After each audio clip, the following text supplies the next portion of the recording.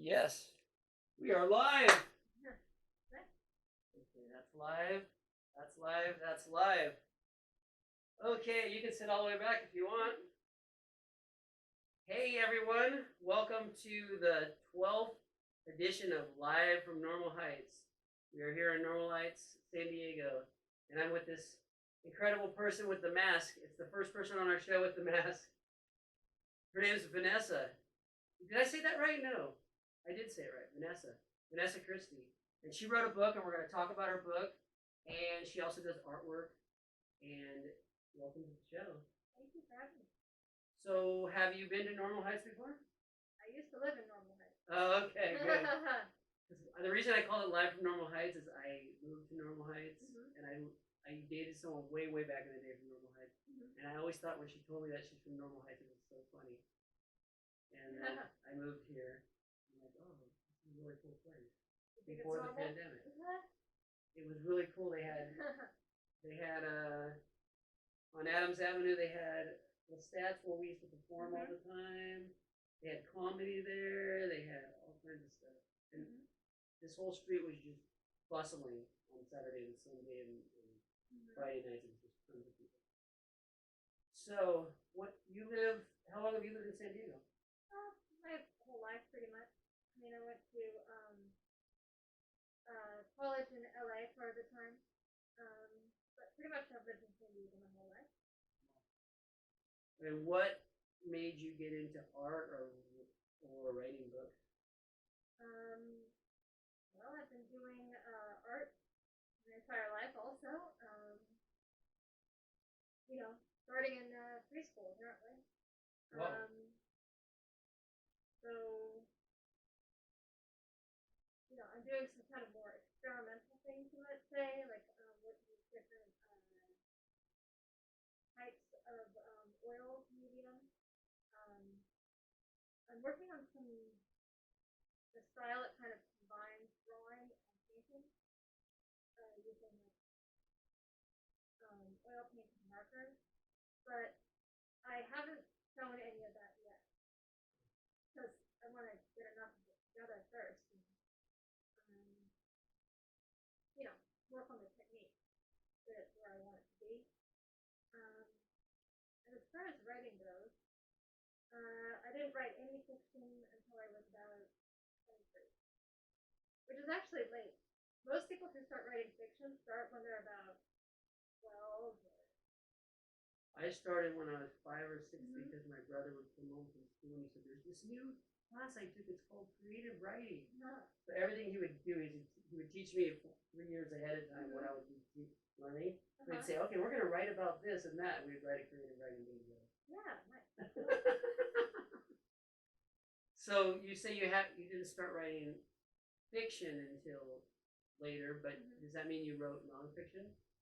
Yeah, I wrote, essays and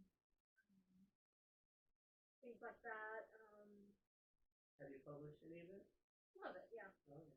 But I don't think anyone will find it. But, What types of subjects did you like writing about?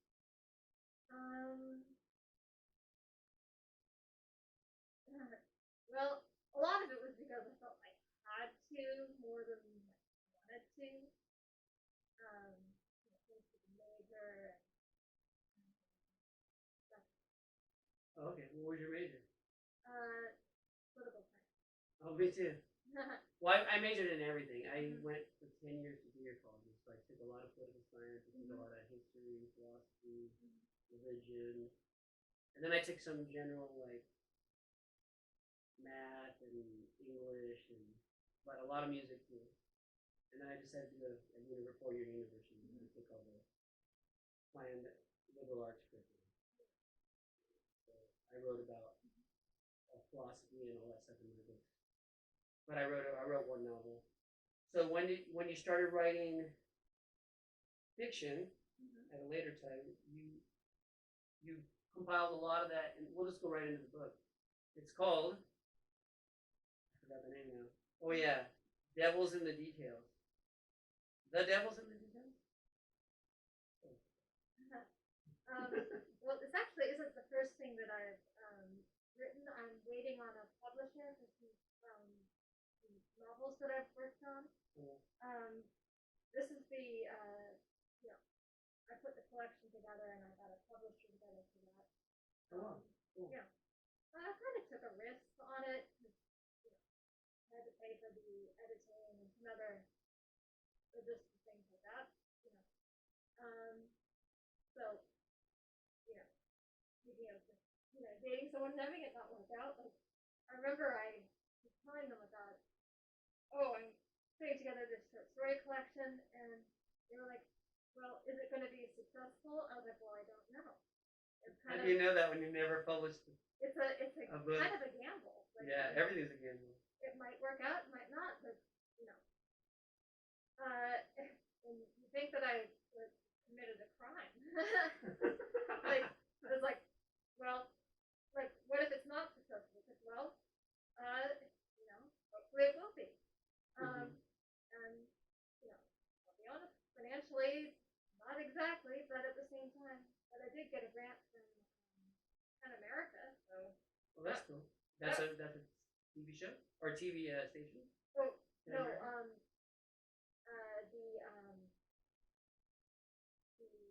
the literary organization. Oh, okay.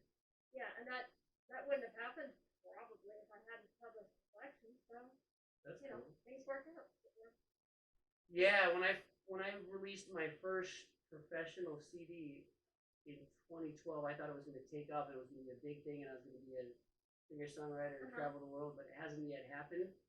But I keep writing music and same with my books. I thought my novel would take off. I didn't have a publisher. I ended up self-publishing, and I did that with my collection of writings from university. But you never know what's going to take off and what's not going to take off. You can't. No one has a crystal ball. Yeah. And it doesn't mean it's not. Well, actually, my grandpa did have a crystal ball. He did have a crystal ball? I have a ball like that in my bathroom that's a salt ball. Yeah, my grandpa was apparently so good at being an economist that he kept a crystal ball on his desk. Oh, wow. I was too young to ask him that economical questions, but, apparently he was so good at guessing what was going to happen. Wow. There was a lady, Mademoiselle something in Kyoto, Japan, who all the top CEOs during the Japan heydays in the 80s and 70s and almost 90s would go to, and she would talk to this frog in her pond. And the frog told her all the things, and that's why Japan, according to the top. Did the frog die? Somehow she got busted for some wrangling, some money laundering or something, and then all the economy in Japan all started falling apart. Oh darn. So whether she had anything to do with the success, that's what a lot of the top business people said back in the days. But I don't know if her frog really gave her. Yeah, it's just one of the crazy things that I remember when that brought up when you said your grandpa was an economist and he had a crystal ball. Because that's what this frog did. It was like her crystal ball. Well, anyway, like he wanted people to think that. I don't know if he actually consulted it. I don't know if he actually consulted it or just like the idea of I can do magic. He was not. I will say this: he was not very good at the magic tricks that he would do for the family. For the family. Oh, okay. You'd try. But he was a cool, eccentric guy. That's good. My grandpa built a lot of the houses in down the 15 freeway. If you there's some in the hills in Rancho Bernardo. One of them burned down, and there's some further above Escondido. It was called Hidden Meadows. The weirdest little areas where you go off the freeway and you go through like nowhere land, and then all of a sudden there's this community in this little hidden meadow area, and it's got a school and it's got a golf course and all this stuff. It looks like you're in something from the 70s movie, like they have this town where everything is in the town, and no one knows about it unless you've been there. So tell us about how many short stories are in there. A surprising number.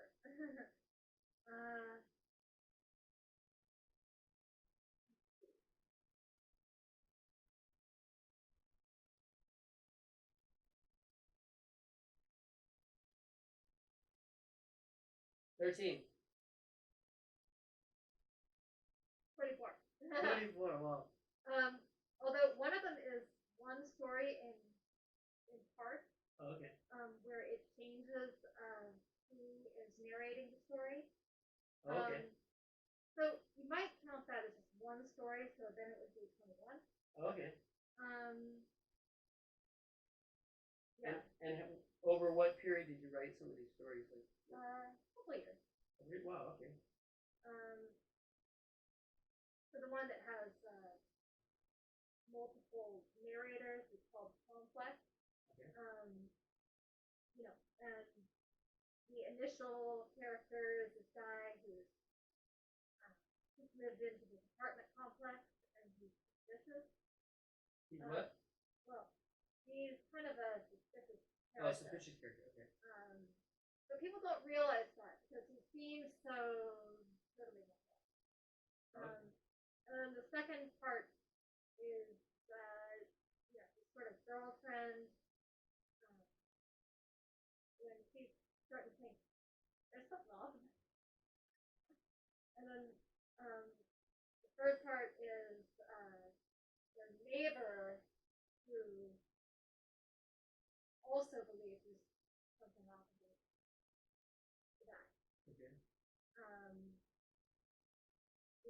So when you write a short story or a novel, you're not really supposed to ad hoc. You're supposed to stick with one character. Mm-hmm. But this story, or at least short stories. Yeah, especially for short stories, you're not supposed to hop from one person's head to the next person's head. Oh. Like, it's supposed to stick with just one. One narrative. Yeah. One narrator. Mm-hmm. I mean, every now and then you can successfully like have a little intro where it's one character and switch to the other, but it's kind of weird. You're supposed to follow a certain pattern. So actually, this story is a little bit inspired by Hitchcock. Oh, okay. Except it goes in a totally different direction than the Hitchcock movie. So, what's some of your favorite writers, or what do you like reading? Well, I have kind of eclectic taste. Mostly I've really gotten away from reading things that people recommend, like that are recommended in like newspapers and magazines, and I think most of them should never have been published in the first place. Yeah, most of them just someone paid a lot of money or someone did something to make them sound good. Yeah, it's really more of like it's like a marketing scheme. Yeah. Where they just like pump this book up and then they pump it and they dump it. They get all this hype going and then probably the publishing company buys a whole bunch of copies so it looks like they're a bestseller, and then they pulp them all, or most of them. Wow. Wayne Dyer, I think it was Wayne Dyer. One of the writers like Wayne Dyer. I think it was him. His first book, he didn't have a publisher, or he had a publisher, and he ended up buying them all from the publisher, but not letting the publisher know, like he ordered them, and then he drove around in his car. This is before the internet, and he would call bookstores and go, "Have you got this book by Wayne Dyer?" And they would go, "No," and he would call the next bookstore, "Do you have this book?" And he would call with different accents. He would call the bookstore up, and then he would show up and he would go, "I'm doing a tour for my new book. I'm Wayne Dyer," and they would go, "Oh, we've been getting a lot of phone calls." And he sold like hundreds of thousands out of the back of his car because all the books. You can afford to buy all your own books that way. Yeah, but he sold them all because every time he'd give a talk, they would pump it up like he was a big guy because they got all these calls from different people that he would put. He would like do Indian accents and Spanish accents and stuff, and they would go, "Wow, all these people are calling about your book. It must be great." So anyway, I've gotten away from reading those books that are like really hyped up. Yeah. Like, oh, they're so good. It's on like Oprah loves it, and blah blah blah blah. So I've gotten away from reading those. I mostly just stick to reading things now that are old and it's established that if they're not good, that there's something about them that's compelling that has stood the test of time. So I've been reading like um, well, some contemporary writers that I do like Donna Tartt, Peter Hoag, I'm pronouncing it right, Danish. There's a mystery writer from Australia. Well, actually, originally South Africa. He's now deceased, Peter Temple. I like his work. You know, uh, I I enjoyed this one poetry collection called Baby I Don't Care. It's like it has like a film noir kind of feel to it. Um, and the main character says these like hilarious things like, um, I want to drive a steam, um, I want to wear a satin evening gown and drive a steamroller. Mm. So it's things that like kind of don't make sense. Uh-huh.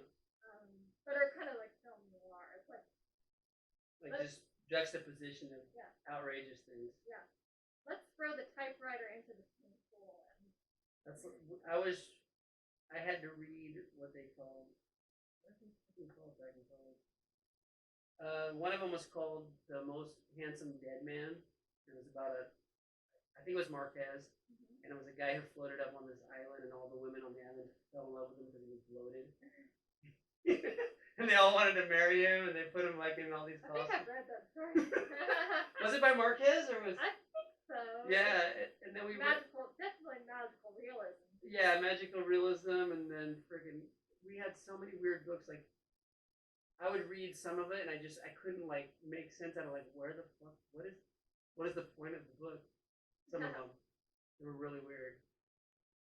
But I actually wrote my first novel after taking a novel class, and I read like 7 or 8 books that I thought were good, but for some reason I felt I could write better than all of them. Mm-hmm. So I was like, I have to write a novel. That's why I wrote my first novel. So does some of your writings, all mine seem to be semi-autobiographical, or a lot of yours kind of autobiographical, or about people you knew, or? They always have at least one thing that either happened to me or to someone that I knew. Yeah. But strictly autobiographical, I wouldn't say necessarily. No. Okay. Like some are more true to my life than others, but I wouldn't say like any character that is me. Mm-hmm. Is there any character in here that you like a lot, that you think maybe you're gonna write another book with that character, or like earlier? Well, there's tell us about one of them. One of the main character in the story I wrote called Heartless. Mm-hmm. And that one got the Audience Choice Award in the contest called Pen to Paper. Cool. So he's a detective, and he's had like lifelong insomnia. I get insomnia every now and then, but I did have a family member who I have insomnia if I sit still. He was plagued by insomnia. Oh wow. But anyway, this is kind of a condition that he's trying to hide it.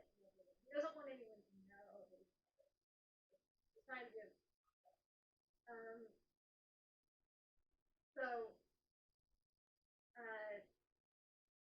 he's taking medications for it, and he discovers that he has in a dream he realizes that after he's drugged himself, that he thinks that he's taken the car out and hit someone. Oh wow. You can't tell if it was a lucid dream or something that really happened. Yeah. Wow. But he knows that like there's a guy in the hospital who's like he finds a case where it's very similar to what he remembers. Did I kill someone on accident? course, you decide, well, if I did, I'm gonna have to frame someone else for it. Oh wow. Why waste it? Yeah. So he decides to, you know, frame a guy who's like a pedophile. Oh wow. It's like two birds, one stone. That makes him sound kind of darker than he is. He's sort of more trying to do the right thing, but it's like, it's all messed up. Oh wow. So I would like to write like the next installment of what happened. Like, does he get away with this chicanery, or are there consequences for this series of, let's say, illegal decisions? Wow. Um, Do you have anyone in your? You don't have to say who it was. Anyone in your family that, or in your friends that maybe did something illegal that no one knows, and maybe that's where the idea came, or something just totally came out of the blue? No, I'd say it's pretty much out of the blue. Okay. I mean, my great grandfather, you know, there are some stories about him that he, you know, may not have told everyone the whole truth about exactly who he was. He did successfully for a while, convince everyone that he was in his late 20s when he was in his early 40s. Oh, that's what I try to do. Yeah, but he actually got people to believe that for a long People time. do believe me. I'm in my 20s. And so it's like, well, you know, why did he decide to do that? Did he look really young like I do? I haven't seen that many pictures of him. Like, the pictures I've seen of him are all when he's older. Oh, okay. Like, theoretically, he looks a lot like my dad, except bald.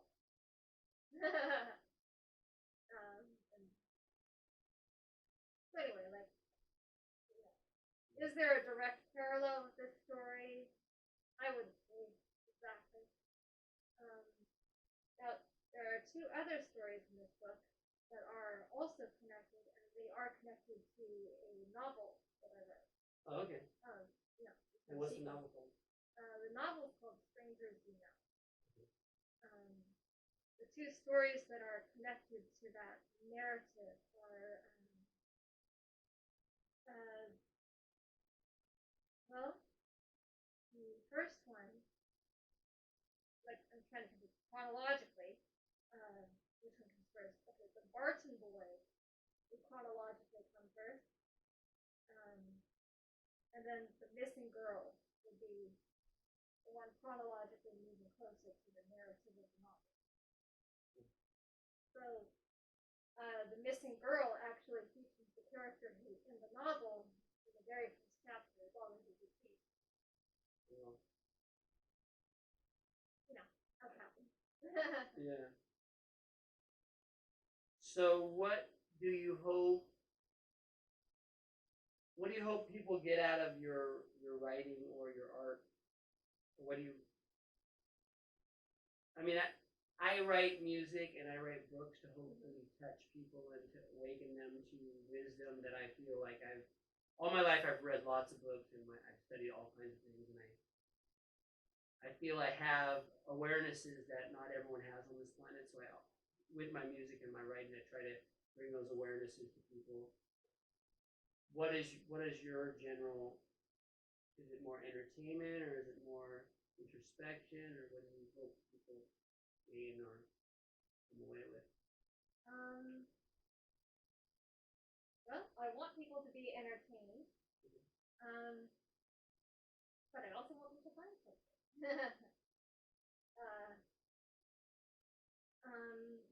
I think most of my stories and novels are kind of from a perspective where the reader has to bring something to it, and hopefully get something out of it. I don't want to be pedantic about, like, this is exactly what you're supposed to learn or experience from story, this novel, I want people to form their own opinion. Yeah. As much as possible. I feel that way about my music, my writing. I have a point of view about what the song is about, some of them, but then other ones I want people listening to my music to go, this song means a certain thing to me or makes me feel a certain way, and I even if it was totally different than my perspective on the song, it's like that's cool because it's giving them a different feel or a different meaning, which I don't. I got in this argument with a novel professor at my school, and he insisted that the story had a precise meaning or something, and we should find that meaning, not our perspective on that meaning or someone else's. And I think that's totally outrageous. I think first of all, when someone writes something, they're writing it consciously, but there's also a subconscious element to everything you do that you can't really explain by yourself. Or for me, I feel it's even channeled, some of it, from wherever it comes from, some wisdom beyond my body and being, sometimes in some of the songs, and in my writing, which is my next novel I'm trying to write, which is totally. This was my cover of my first novel, which is called Myth Shattering, and it never got finished. And that artist wasn't famous, and now he's famous, so it's hard to get him to finish because he's all over the place. And he said he's going to finish someday when I'm in the city. He's going to do it while he's selling his art. He's going to do it in front of everyone. But I'm trying to write a story about this whole religious and spiritual experience I did for 13 years in Japan, where I became an energy healer. And I never wanted to do channeling, but I started doing channeling. And not only that, I learned about quantum jumping, which is when you go to your self in another plane or another quantum reality. So they call it your doppelganger, which is your perfect self who knows how to do something you want to do, and you go to meet them, and they teach you how to do it. And you do this through like this meditation thing. So I started doing that, and I met this future perfect being from way in the future that says he's me, and that's what the novel's going to be about. He comes back to save me from getting killed because he works for the Galactic Federation as a sleeper cell super soldier, and I don't know that I do because it's subconscious, and he's teaching me that in order for me to get to him, he has to keep me from getting killed. My dad was telling me about this movie that he watched, where like he said, it was half a comedy where there was this guy who's like a secret agent, and his son is like really lazy, but secretly he's been teaching his son how to be a secret agent like his entire life. Even though the guy doesn't. But he doesn't tell his son. He never tells him. So then when all the bad guys come after them, the son's ready. Yeah. So that's one of my possible novels in the future. I start writing little chapters and then like, no, I want to change the book. So it took me only 2 years to write this novel, but I wrote for 7 months the first half, and then I had a 1-year relationship, and I couldn't write that whole time. And then right when that relationship ended, in 3 months I wrote the second half because it was all writing in my head for that year that I didn't write. It was like brewing. And it just, and it went a whole different direction, the whole novel at the last half. I didn't expect it. I kind of, the same novel professor who told me there's an actual meaning of the book that you have to find that the writer might not know, or he probably knows, but we can't talk to him because they're all dead. And he said, I gave him my novel, and he read the last 2 or 3 paragraphs. The last one first, the second to last second, the third to last third, and then he went that way for like the first 2 pages, and last 2 pages, and he said he doesn't like the book. And I said, well, how can you fucking read the last 2 pages of a book and decide you don't like the book? But that was his style. He was from World War. He was like, I think he had shell shock from the Second World War, and he had a lot of weird ideas. Well, I can't think of a parallel to that. Have you ever heard of anyone reading the last few chapters to decide if they like a book?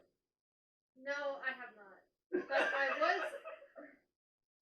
was in a writer's group, and I feel like half the time I was unfairly critiqued. Yeah, it's like stupid stuff like that. Let's just randomly flip to this page and see if we like it. Yeah. Stuff like that. Like, I mean, critique is like, it's fine to be critiqued, but at the same time, like, I just don't know what this writer's group, like, most of their stories are very pedantic, and I couldn't tell them that. Remind me, because I'm a wordsmith, and for some reason I forgot the meaning of pedantic. And said it 2 or 3 times. Remind for my Facebook and YouTube page followers that might not be literally intelligent, they forget words. Remind us what pedantic means. Repetitive. Okay, repetitive. There might be a better way to define it than that, but I would say, like, repetitive is mostly what I mean by that. Like useless.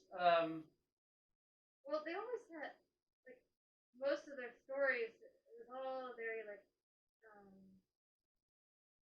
I felt like a lot of them were about their own lives, but, like, kind of weird, eccentric things happening. That was true. But it's fine to write what you know and write your life, but at the same time, maybe not too much. You want some distance. You want something to happen that is not exactly like, you're angry at your ex, so you're gonna write this story where they fall into a volcano. It's like, oh, okay. That would be fun. So, all the people watching the show, we're going to do a toast because it's going to be New Year's in China. Oh, yeah, year of the ox. We're a little early. Oh, is it the year of the ox? You know what you are? I'm a... ox. Oh, you're an ox. Okay, so we're doing a toast with a little champagne for the year of the ox because it's coming up. And hopefully this won't blow anyone's eyes out. Hopefully not. Let's see, usually you're supposed to do it with like a towel over it, but I like to be crazy and put holes in my roof. 1, 2, 3, here goes! Close your eyes. Whoa, look at that! That's the first time I didn't have it smack on the walls. Congratulations. What is this one? Cooks. This is a commercial for Cooks Wine. We're not yet have any the show doesn't have any sponsors yet, but if Cooks Wine wants to sponsor us, we're ready for sponsorship. We're gonna see the mask woman, what she looks like under the mask. Well, she can't show herself because she works for the government. She's a secret agent. No, it's just that my workplace is they're being real sticklers about trying to be safe. Like, technically they wouldn't even want me to do this interview, but I don't tell them everything. Okay, yeah, we can't tell that. Cheers. So, I drank before we cheers. So, I'll do half of what they want me to do. Yeah, luckily no one's wanted to wear their mask on the show because I didn't wear my mask any of the shows. But I'm cool with coming in, starting with the mask. But did you hear that they're now this week, the restaurants are all opening up again because Gavin Newsom's afraid he's going to get pushed out of office because everyone's fighting against this lockdown. Which I think I want to get at restaurants. I miss eating at restaurants, and when I want him to come through on that extra $600. And I want $600, and I want the 2,000 something that the people in Congress said they were going to give us, and then they reduced it down to lower. Anyway, luckily I'm doing well financially during this pandemic. How's everything? Because you work for the library, you couldn't work as much. Yeah, they cut my hours, so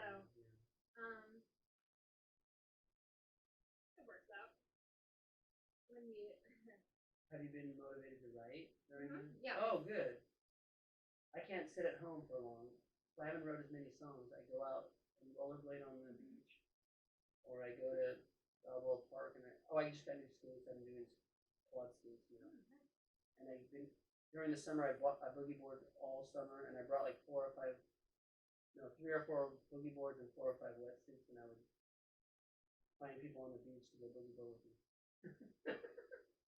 I made a lot of friends that way. Well, I got an e-bike. Oh, cool. The city was doing a study on bike riding, so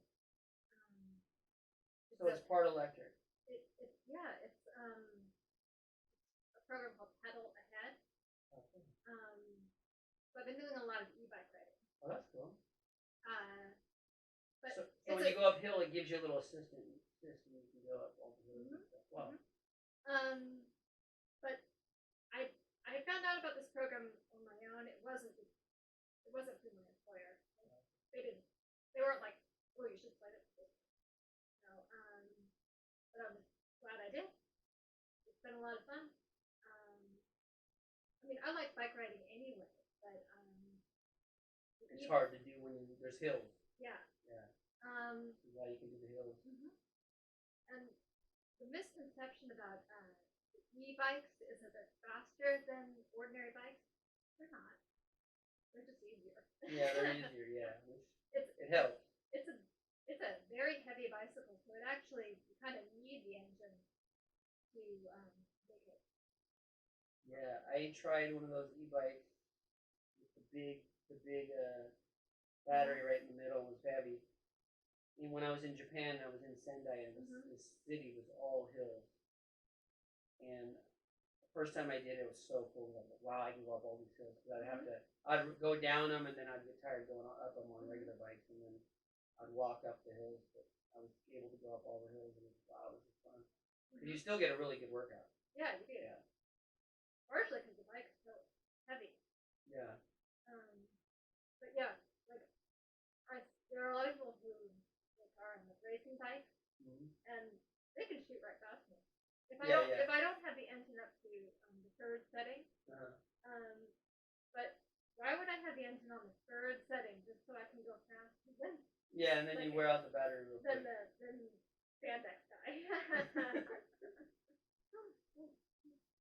Yeah. I go on the boardwalk and I dance on my roller skates, and there's always these people go by so quick, and I've never ran into them, but I always dance around them and make them slow down because they're supposed to go only 8 miles an hour on the boardwalk, and they go way faster, and it's dangerous. So I try to slow them down by dancing.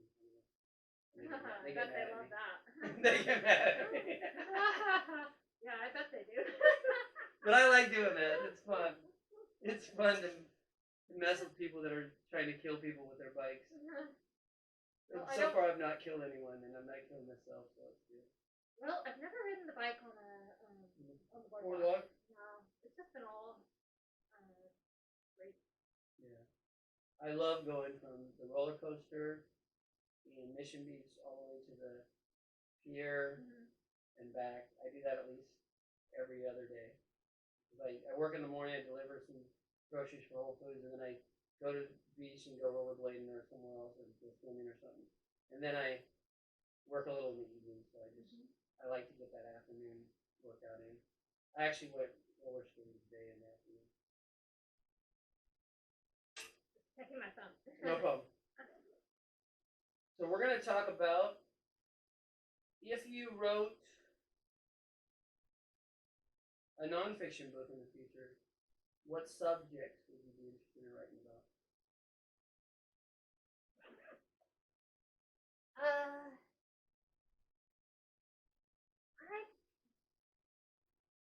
I don't know that I would write about a nonfiction book. Oh, really? But you wrote articles before this. Yeah. Yeah. There's not some really serious thing you'd like to study. If like this publisher came to you and said, we want to hire you to write a book about the death of this person, or to write a book about the Roswell crash, or to write There's so much research involved. You know, okay, I did a lot of research for my one book that was 3 parts. Mhm. And I liked research at that time because I was in school. Mhm. I loved going to libraries. I wouldn't like during the pandemic because You can't. you have to request it and you have to pick it up. And Mhm. I like being in libraries with the people around me. And that's how I loved it. I wrote my novel almost all in coffee shops and in bookstores. I like people, the energy of people, and I can feel like I'm in a community, even though I'm not. I'm not talking to anyone, but I'm writing. I love that. But now that everything's closed, I just can't motivate myself to do it on my own. I'm motivated that way. I'm kind of the opposite. Oh, yeah. I'm You like to be away from people? I'm like at home, like working on Oh, wow. books and novels and like painting and Oh, wow. trying to work on my new technique. I mean art technique. Like, you know, just like working on my technique by myself at home. It makes it sound kind of weird. Yeah. So anyway, and that sounds weird as it is. That's okay. Half the time. Did you know the definition of weird? The original definition of weird was of fate and destiny, and the second definition, the original, was inspiring a sense of the supernatural.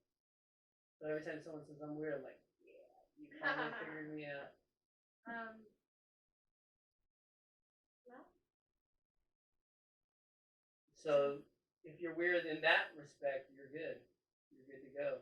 I mean, one thing that would be kind of speaking of like nonfiction, it'd be interesting to do a book on like trees, I think. Oh, wow. Like how the bark changes over the season, or how the rings grow differently. Different kinds of trees. But the thing is that what kind of bugs they get in them, or what kind of skills are flying at them. Yeah, and like how they communicate. But that would be cool. Trees communicate. There have actually been several really good books about trees recently. So, like, being able to add something to that, I don't really think. So you read those? You like? Yeah. Wow. Okay. Tell me about trees. One of them is The Secret Life of Trees. I'm planning on reading the Overstory. It's kind of on myself to read, but I haven't gotten to it yet. And then there's another book, Around the World in 80 Trees. Let's go. So, right. The only thing I read about trees was that lady from Africa who won the Nobel Prize, the Warwagi or whatever her name was. She planted all the trees in Africa. What was her name? Margot Wagawagi. Probably not every single tree. No, she started a tree planting campaign and went all over, and she inspired women to be the lead front of that organization, and she really, I can't remember her name now. Anyway. I would like to. You know what I'm talking about. I know what you're talking about. I'd like to help you out, but yeah, I can't remember her name.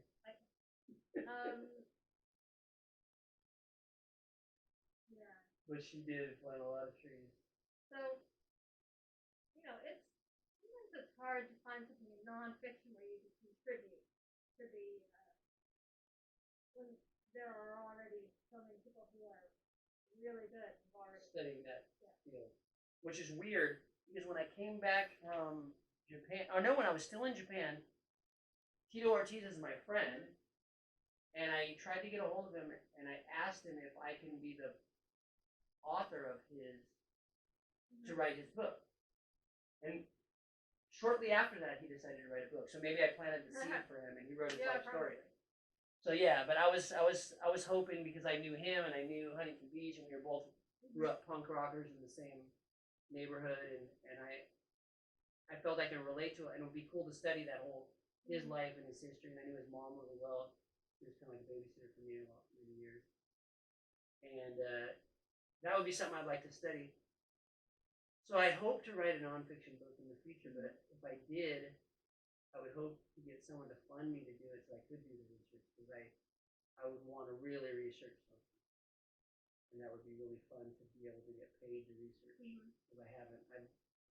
I paid money to go research when I went to college for 10 years, junior college, and then the university. I paid a lot of money. So I would love to get paid to do research. Another thing about a subject. One thing I have been doing lately is grant applications. Okay, wow. For projects.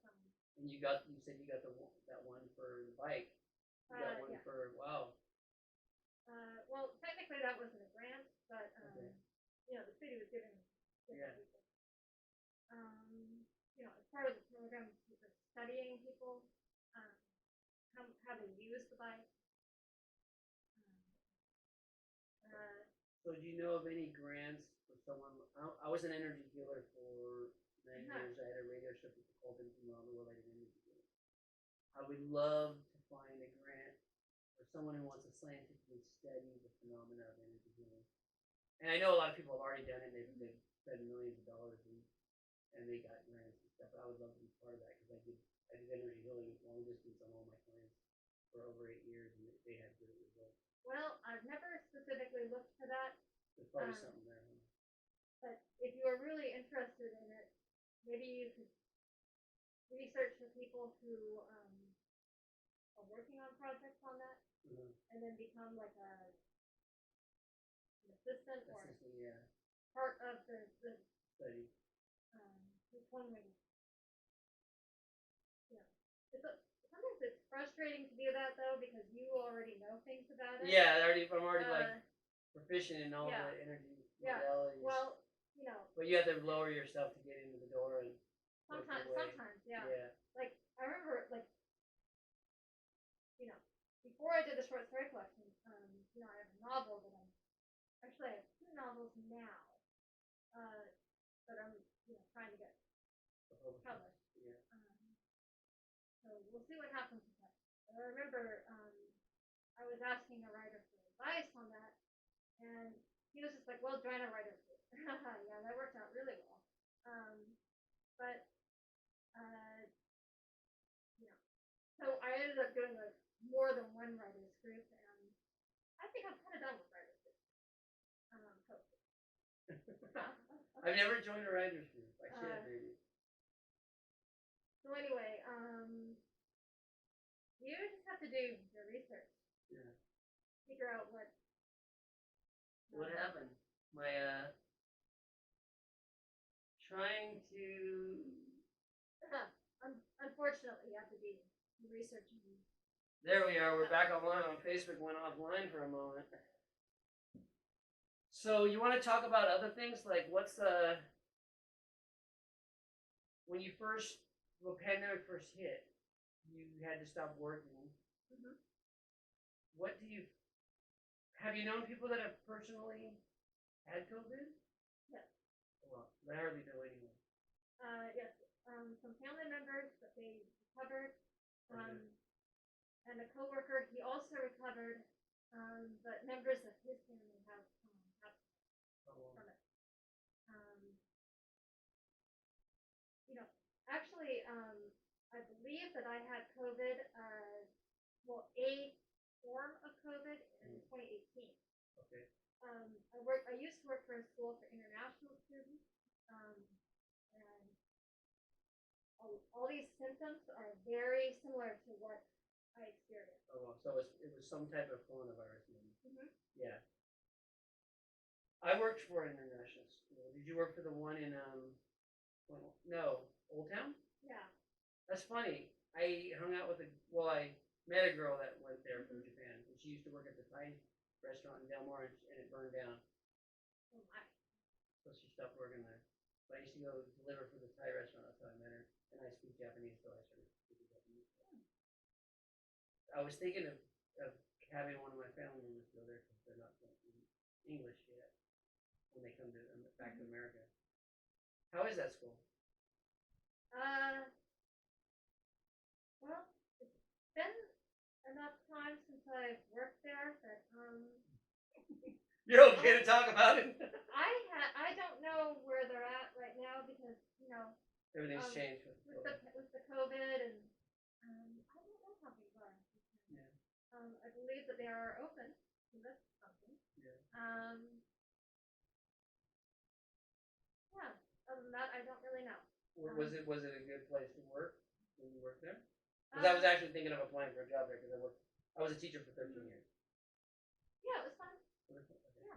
Did you have to have Oh, I wasn't a teacher though. I was working student services and the library. Oh, okay. How long have you been working in libraries? Longer than I want to. Enough time that people tell me I should get You should be a librarian. I should get a library You science. should have your own library. The only problem is it's quite expensive to get a library sciences master's degree. Oh. And actually, there are several opportunities within the context of my employer where I would make comparable amounts without having to get a master's. Wow. So if you decided to get a master's degree, like when I worked for Wells Fargo and I worked for Union Bank, they allowed me to go study at night for free, doing anything related to banking or computers or financing or anything like that. I can take all these classes for free. Does the library or the government allow you to like try to help you during the pandemic to like maybe get a degree? I was taking a class called the Interactive Media Certificate Program last year, but the city wasn't involved. Oh.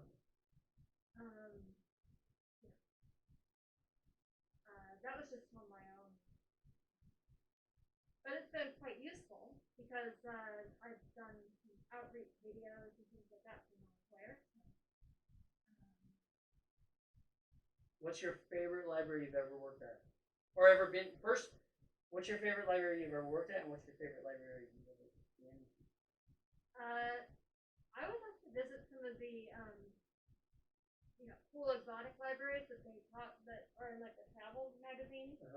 There are some really intense, cool libraries. The Pasadena Library, what's it called? The Huntington Library? Yeah, I've been there. Oh, you've been there. Nice. They found the Dead Sea Scrolls in 1987 in the basement.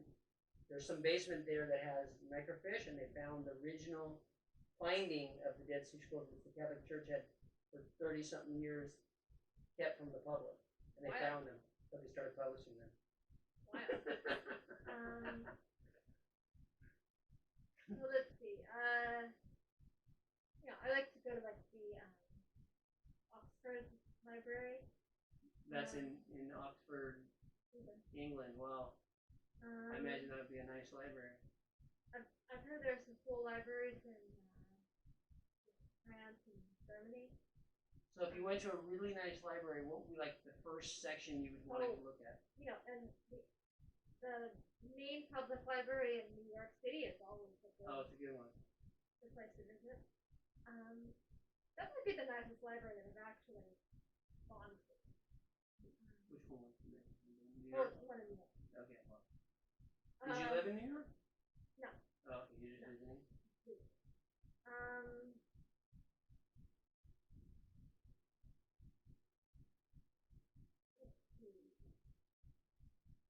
Kind of lost my train of thought. No problem. Libraries. So what's the coolest? That's the coolest one you've been to, and then what's one you worked at and you like? The most. I guess I should say the one I work for now. Oh, that's cool. Which one do you work for now? The public library.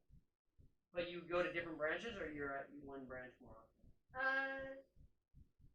Well, mostly it's a one branch situation, but you float a little bit. Okay. Kind of depending on what they need. The one I grew up in Huntington Beach, I went to the Huntington Library. It's in Central Park. It's got 3 or 4 stories, and it has this waterfall going down the middle, and you can study and listen to the water while you're studying. I don't know one in San Diego that's really like big and beautiful like that. Maybe the downtown one. The downtown library is pretty nice, yeah.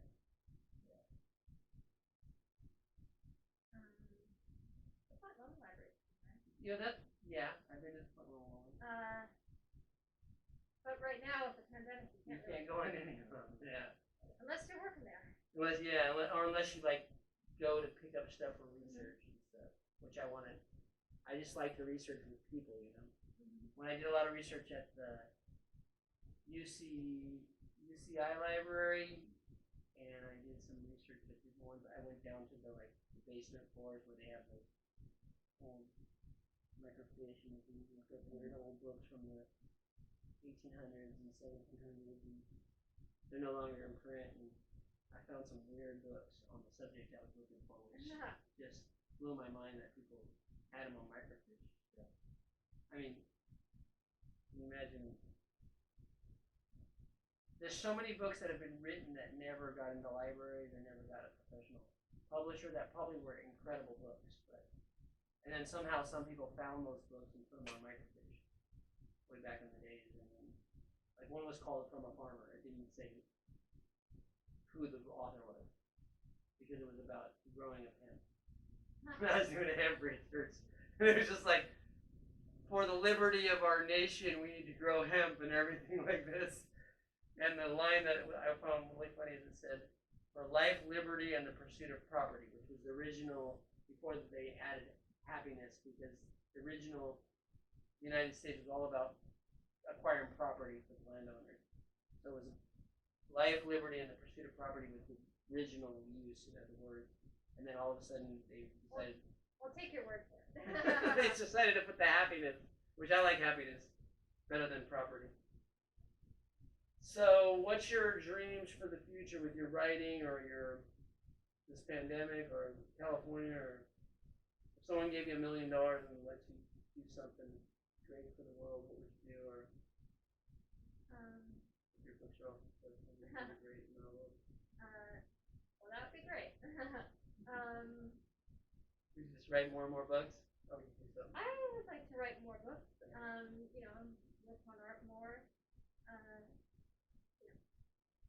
I like working for the library, but if I didn't have to worry about money, I think I would work for the library. Yeah. First maybe I get bored, but I'd like to try working in film. Oh, me too. We had on one of the shows we had an actor who's a director, and we had a comedian who's a director, and one of them is going to be filmed in this room. We're going to do a short movie, but I'm still talking them out of. They want to be able to bring shoes in the house, and they said, "Well, wash the shoes." And I'm still fighting them that I think it would be good for the funniness and the craziness of the video to have it in a place where you can't wear shoes. Because the guy has a crazy ninja wife who's from Japan, and she will cut your feet off if you wear your shoes. Okay. And so I'm trying to push it towards that way, because I'm still afraid they're going to bring the shoes in the house and they're not going to be clean. So after living 13 years in Japan, the idea of shoes in the house seems so barbaric.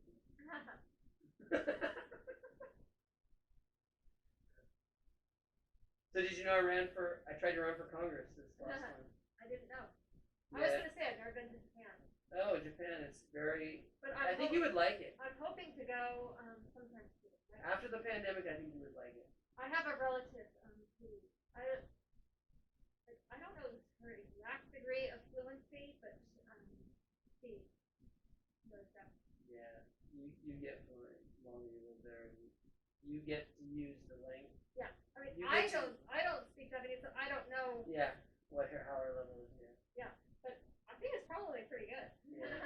I lived there for 13 years, so it took me like 8 years. I studied for 3 years before going, but I started studying at 31 years old, which is late to learn a foreign language. I never learned a foreign language, except a little bit of German. I learned for a little while because I needed to travel to Germany. But it was hard learning late. All my co-students that were with me were 18 or 19 when they started learning, so their brains were like absorbing it faster than me. So it took me actually 6 or 7 years living there to fully get the grasp of using full sentences and communicating. I will straight up tell you, I've never had a grasp on learning languages. It's hard. It's never something that has worked out. Oh well. So did you have to take a foreign language and stuff? Yeah. I took Latin. What did you take? Spanish. Oh, okay. I don't know. Maybe it's a little left-right brain dynamic, but learning languages just didn't happen. Oh, for the first 3 years studying Japanese, it hurt my head so bad to study. It was like someone stabbing me in the head. It's like English maxed me out. That's as far as I got. So, do you think if you became a really successful, when you become, let's put out the positive for the future. When you become a best-selling novelist or short story writer or whatever you write, if you became a visiting professor at a university, where would you love to teach as a visiting professor of a famous writer? You're a famous writer. You get like this. You get a 6-month stay at a nice university to teach the kids how to write. I'm asking crazy questions. I always ask crazy questions on my show. It's hard. It's difficult to say. Yeah. I lived in LA for a while. I didn't really like LA that much. I've been to San Francisco, and I like San Francisco, but I've only been there for this much. But it was weird because the whole time I was there, the weather was amazing. Oh wow! Okay, and it's usually gloomy. Everyone was like, "The weather is so nice. This is so unusual." And I don't like. Mark Twain had a quote like, "Most miserable winter of my entire life was in San Francisco." It's like England. It's all gloomy. If you lived on Alcatraz, it'd be like gloomier. Did you go to Alcatraz? No. So I could see going to San Francisco for 6 months, even if the weather was terrible. Like 6 months of bad weather could probably be endurable. Yeah. It might be kind of UC Berkeley. Oh, UC Berkeley's in San Francisco? It's above San Francisco. Yeah. But yeah, it's close. Berkeley. Yeah. They're like. Yeah, it's practically like saying almost. San Diego, And Ramona. Oh, it's okay. Wow, is that close? Berkeley? I didn't know that. Well, it's been a long time since I've been there, so maybe my geography is way. Yeah, I just drove buses from Orange County for the protest marches. I was in charge of I organized them. Yeah. Against the war beginning in Iraq before it started. And we had huge buses. I didn't drive buses, but I did protesting before. Yeah, so it's hard to say, like, So at the same time. Were stolen? This one? Yeah. Do you think Bernie should have won? Oh. He was ahead in everything. And then all of a sudden the pandemic hit up, and then all of a sudden they figured out how to not have a debate, not have a this, and not have a that, and then all of a sudden this guy was in last place in first place.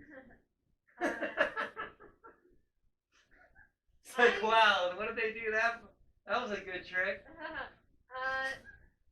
Well, I can't really speak to that because I haven't really thought about it. Yeah. So I can't really make an off the cuff statement about that. Now I have some friends who probably would say that, but I'm just glad the end result was not the orange man. Yeah. Yeah. So for comedians, it was a good 4 years. Yeah. That's true. Comedians had a good. They got tired of it though. Like after 2 years of it, they're like, okay, everyone knows he's doing some crazy stuff, and it's no longer funny. Well, it's getting too crazy. Trust me, Joe Biden will say something or do something dumb. Oh wait, there'll be good comedy after this. There'll be some moments. I'm not trying to say like anything bad. I just mean like he is well known for. Or yeah, sticking his foot in his mouth. Yeah. And misquoting things, or not saying where he got the quote from, and reading someone else's reading, and then all of a sudden everyone finds out, oh, this is something that someone said in Europe a long time ago, identical word for word. He's like, oh yeah, my speechwriter didn't tell me that. Yeah. I mean, I'm not trying to say he's like a bad person, but I'm like, yeah, he is like, he like twisted his ankle recently. So it's just like, somebody will come. I just figure they're gonna somehow find a way for him to catch a disease or die, and then that lady who put all those people in jail, who's the vice president, is gonna be the new commander in chief, and she's gonna be worse than Hillary Clinton.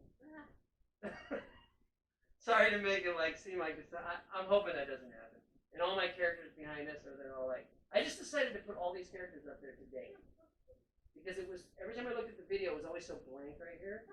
And one of the shows I had them all on this, and we were sitting back, and they kept falling on us. So I just thought, I got a unicorn. I got all kinds of this. This is a really crazy girl. I don't know what she's up to. She's like I don't know. Just something I did today. So we're gonna wrap it up really soon. Is there anything last? Do you want to read any of your things, or do you want to talk about your novel, or do you want to talk about your artwork, or how people can get a hold of you? I'm gonna put links on all the videos of your artwork and your how to get your books. Great. But do you have any last minute things you want to say? Well, if you've ever thought to yourself, I want to read a book about a werewolf in Chernobyl, this could be the book for you. Okay. If you're about to go, I want to read a book, or I want to read a short story about a detective with insomnia who might have killed someone. That's the book. So, I'm hoping that I have a mystery novel, which I'm hoping will be published soon. And I have another story. It's about a psychic who uses her abilities to gamble. Oh wow. Okay. So that one is, out there looking for representation. There's a possible publisher, but too soon to say. Yeah. So, I'm hoping that both of them will be published soon, and that my grants will come through. Okay, so everyone get a hold of her. I'm going to put all her links. That's all for the 12th edition of Live from Normal Heights. Sorry to wear my mask. And I didn't do what I'd done on all the other shows because I didn't want to scare the person who works for the government. But I'm going to end with the final. I'm wearing an African tribal clothes today, and I'm wearing my native tribe, which is the Cherokee, and I'm going to do a peace pipe offering to the spirits of the underworld, or the overworld, or the beyond this world. And she didn't know. World is closed. She didn't know I do this on the show, but this is called the nighttime version, and that when it's over there, it's called the PG version when we don't do this. But since I didn't do it yet, my pipe broke. Wow. That's what they all say. What happened? Oh, shizzle. Oh, I'm running out of juice or something.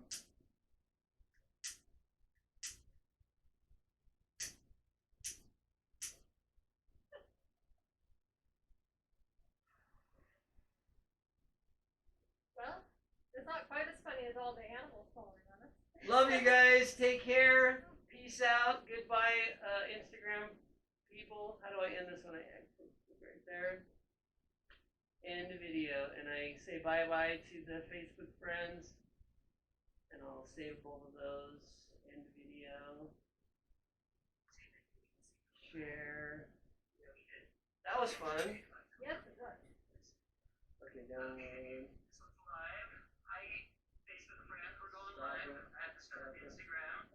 May I use your bathroom? Yeah, please. Be careful so you don't get caught. Close.